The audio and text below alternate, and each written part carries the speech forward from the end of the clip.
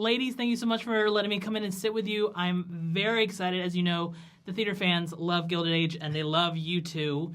So I'll just get right into it. As we saw at the end of last season, the dynamic between the two characters kind of switched up. What can you tell us about this new season?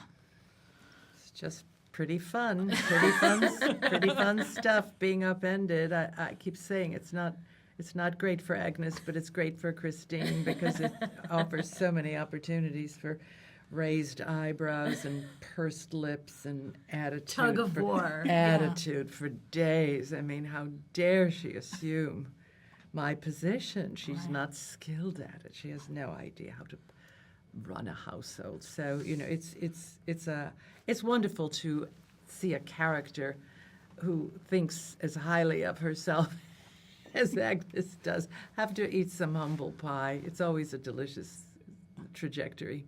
And I think that's what we always want to see when we, particularly in like a television show that goes on, that we understand who the characters are, and we love the dynamics and the interplay, but then it's always particularly fun if we've seen them thrown off their game. Totally. Right? If we see somebody who isn't used to being bossed around all of a sudden, not having the power, and somebody who's never had any power in her life now being given the reins and just really not knowing how to control the horses or where she even wants them to go. Yeah. Well, without giving too much away, how is she as being a boss in your opinion? Is she? I think it's a steep learning curve.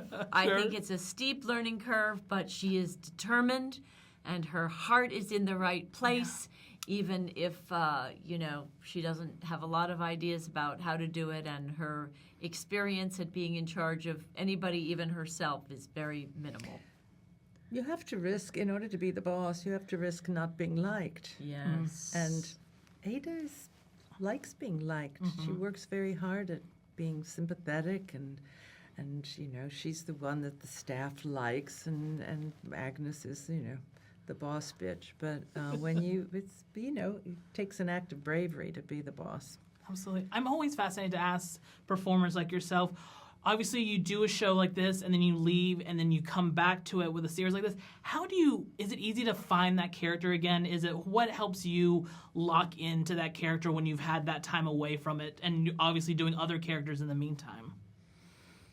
It's a lot of things. I mean, certainly I feel like Howard Samuelson, who is our diction guy, we working with him and getting back into the habit of speaking more correctly and then sitting more correctly. I think when you put those clothes on, especially the women, and the tighter that corset goes, the more you go, oh, I remember this, I remember this, I remember this.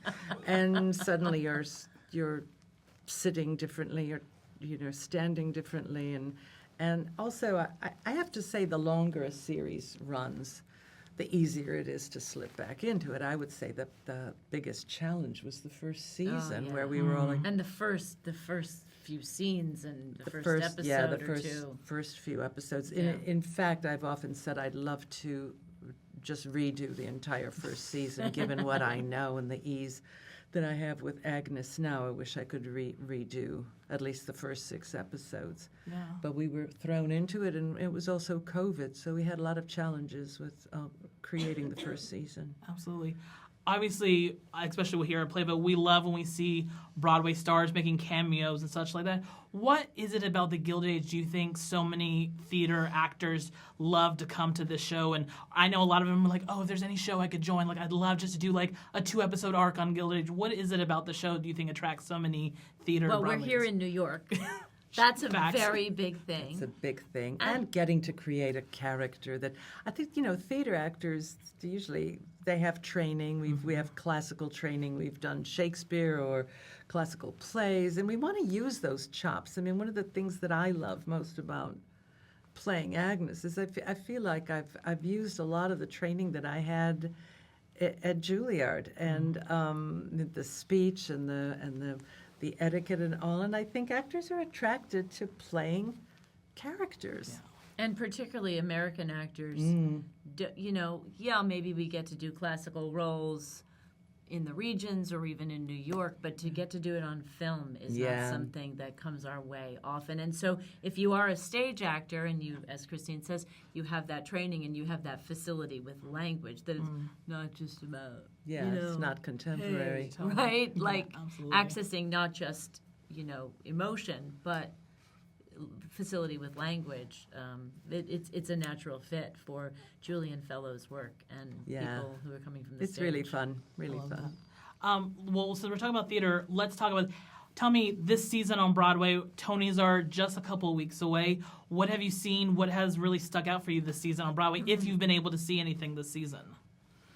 I'm not going to name names because there's so many great performances, Yes. and naming a few names leaves out a ton of other ones. Sure.